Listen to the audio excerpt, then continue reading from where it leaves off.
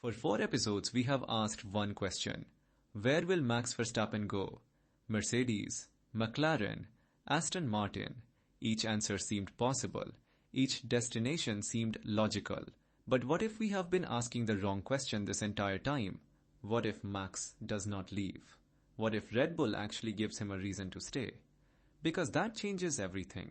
Not just for Verstappen, not just for Red Bull, for the entire shape of Formula One over the next 2 seasons. Max Verstappen is not simply a driver scanning the paddock for a better offer.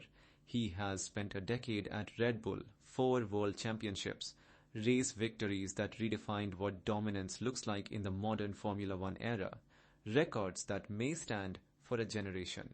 This is not just a contract, it is a relationship built across 10 years of shared pressure, shared glory, and shared identity. Max knows the engineers, he knows the culture, he knows exactly how this team thinks and how it builds, and Red Bull knows precisely how to construct a car, a strategy, and an environment around Max Verstappen. That kind of institutional knowledge does not transfer overnight. It does not get packed into a box and moved to a new garage. It took a decade to build, and that matters more than most people acknowledge when they talk about where Max might go next. Because loyalty only goes so far in Formula One. And Max Verstappen has one requirement that sits above almost everything else: performance. Red Bull dominated the sport for years, consecutive championships, race victories that felt inevitable, a car so fast that rivals were essentially competing for second place. But the new regulatory era changed the competitive order in ways that no single team fully controlled. Suddenly, Red Bull was not setting the pace at the front of the grid, it was chasing it. And for a driver who has spent years fighting for championships, who has built his entire identity around winning, that is not a situation he can accept indefinitely. The car changed, the expectation did not. And that gap between what Red Bull currently delivers and what Verstappen demands is the entire reason this conversation exists. But here is the part Red Bull can actually control: the future. Max does not need Red Bull to hand him another championship tomorrow. He needs to see a credible path toward one. That means development, reliability, measurable performance gains, and most importantly, genuine progress that he can feel in the cockpit and see in the data. Red Bull team principal Laurent Mekies has been direct about this. He has said that Max has indicated he wants to continue with the team, while making equally clear that Max needs a fast car to be happy. That is not a complicated message. It is not a negotiating tactic.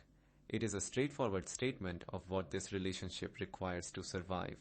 Red Bull does not have to be the fastest team in the paddock by next weekend, but it has to convince Max Verstappen that it can become the fastest team again.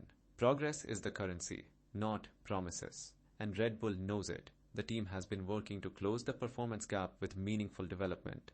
New parts arriving at circuits, new aerodynamic directions being explored, new attempts to unlock the full potential of the current car under the regulations that have reshuffled the competitive order. But there is a brutal reality sitting underneath all of that effort. In Formula One, every tenth of a second carries enormous weight. 2 tenths can separate a podium finish from a frustrating 4th place. 5 tenths can mean the difference between fighting at the front and disappearing into the midfield. Red Bull has been working to bring a significant upgrade package into operation and reduce the deficit to its strongest competitors. Whether those upgrades deliver the lap time that Verstappen needs is not a question that can be answered with a press release. It gets answered on track, in qualifying, in race pace, in the data that Max reviews after every single session. But performance is not only about the car, it is about the people surrounding it. Max Verstappen has spent years building working relationships inside Red Bull that go far deeper than professional courtesy. Engineers who understand his driving style at a granular level, mechanics who know exactly what he needs before he asks for it. A race team that has been calibrated around his specific requirements across hundreds of race weekends. Leaving Red Bull does not just mean driving a different car. It means rebuilding that entire ecosystem from scratch inside a new organization with new people, new communication patterns, and a new set of relationships that would take years to reach the same depth. That is not a small decision.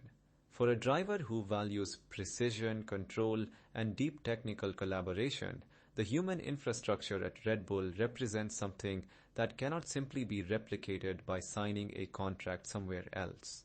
So imagine Red Bull gets this right. The development path works. The upgrades deliver. The car becomes genuinely competitive again. What does Max Verstappen actually get by staying? He gets continuity. He gets a team that has already been built around him, already understands him, and already knows how to extract the maximum from his ability. He gets control over an environment that he helped shape, and he gets the opportunity to prove something that would sit alongside anything he has already achieved, that he did not need to leave to rebuild the dynasty, that the Red Bull era was not finished, that the greatest chapter of this partnership had not yet been written. Staying, if the car is right, is not the safe option, it is the ambitious one. And that is where the pressure on Red Bull becomes enormous, because Max Verstappen cannot wait indefinitely. Mercedes has options and is actively planning its driver future. McLaren has options and is building towards sustained championship contention. Aston Martin is constructing infrastructure for a serious long-term challenge. Every week that Red Bull fails to demonstrate clear performance progress is a week that makes the alternatives look slightly more attractive. Red Bull has one job right now. Make the decision to stay feel easy.